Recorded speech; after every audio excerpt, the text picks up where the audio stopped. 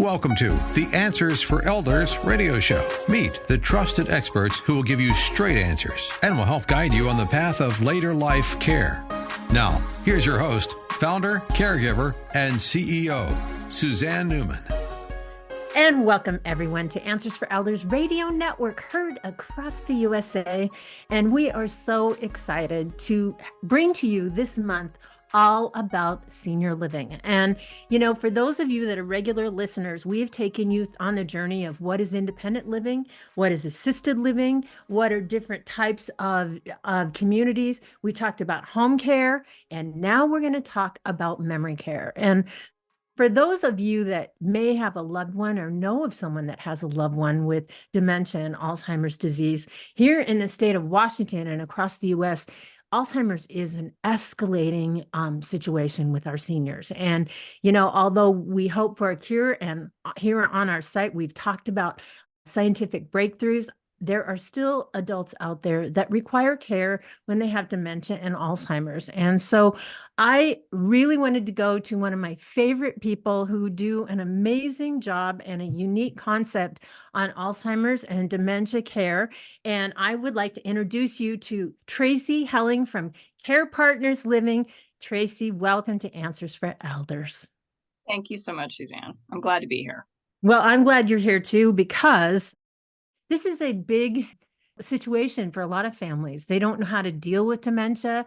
And before we get into what is memory care and what is Alzheimer's care, would you kind of outline to me a little bit about, if you have someone that has dementia or Alzheimer's, what are the warning signs that it's probably, wise to seek other options of care? Sure.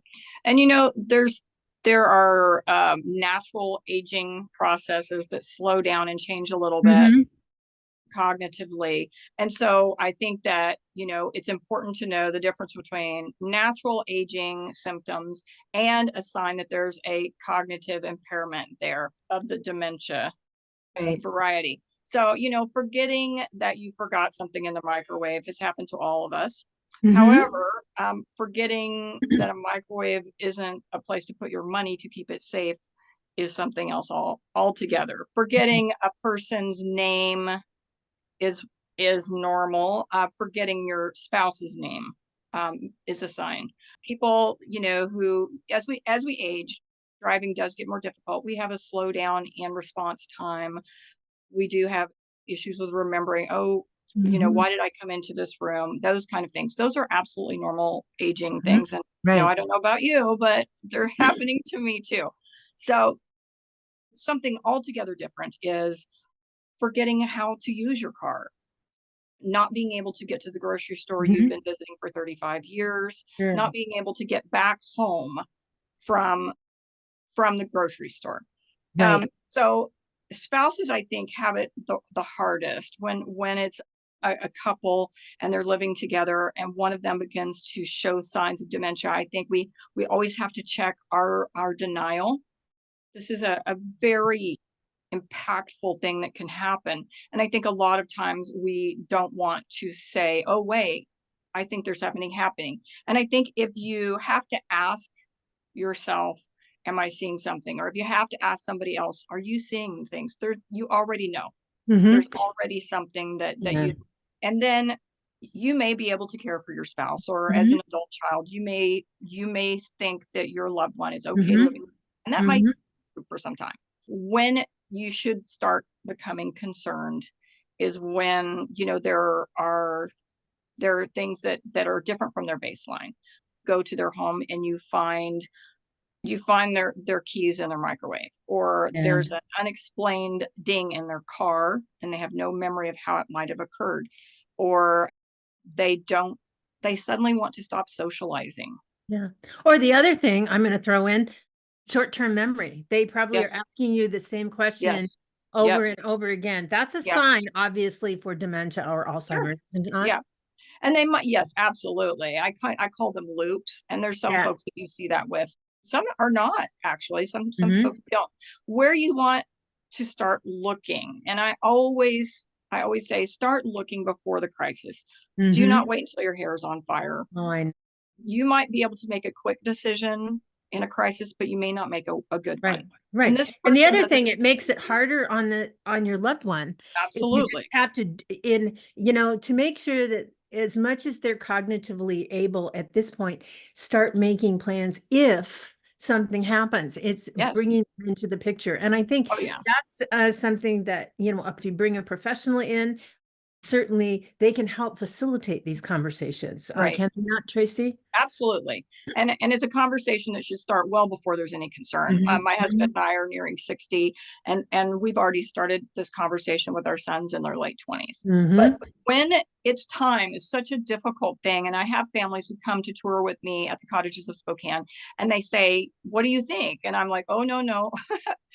This is a decision that you have to make. Here's what I'll tell you. If you're afraid to leave them alone, if you are afraid that you're afraid of them cooking in their home. If you are afraid because they keep falling, if you're afraid because they are spending inordinate amounts of money and they can't remember, if safety becomes an issue, that is one. If you're a spouse and you're exhausted and they're up all night and you can't sleep and you're starting to sort of have trouble coping, that is definitely a time where you need to be really seriously looking. And I find that wives are the hardest they're the last ones to make the decisions. It's so endearing and it's so beautiful to watch people care for each other. But there's a time where your health is going to suffer.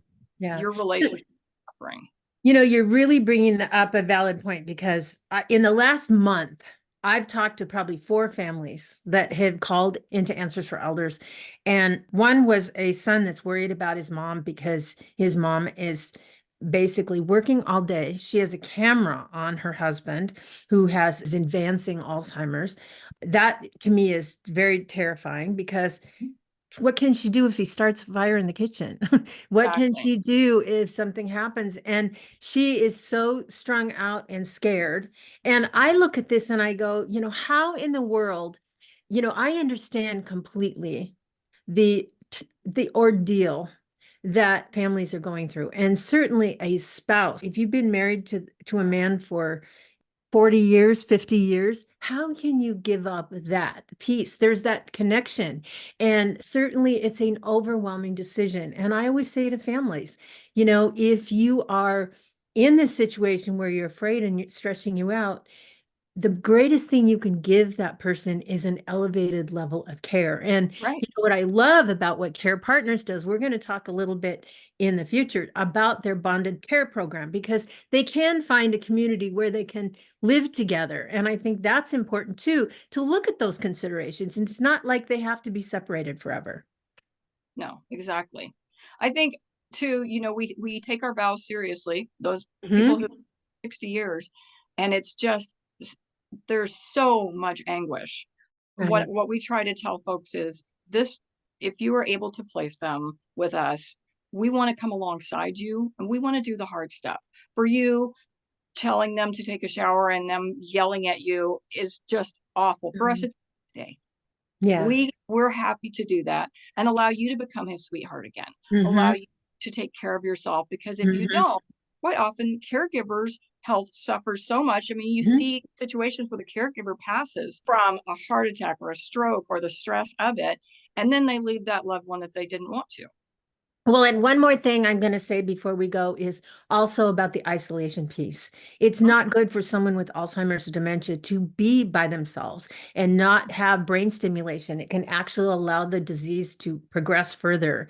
And so, Tracy, thank you for giving us an update on, what to look for. We're going to go in the next segment, talk a little bit about what is memory care, what is home care for those with Alzheimer's and dementia. And Tracy, in the meantime, how do we reach you? You would want to look for us on www.carepartnersliving.com. And you can also find us on Facebook. All of our communities have Facebook pages, and they're great. And for those of you care partners that are listening, they have communities in Arizona and in Washington. And I love their concept. Wait till you hear more about them.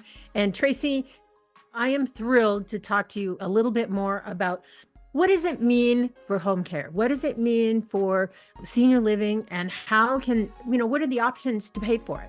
And Tracy and I, we're going to be right back right after this.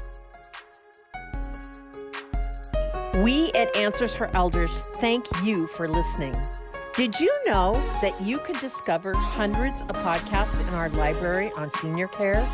So visit our website and discover our decision guides that will help you also navigate decision making. Find us at answersforelders.com.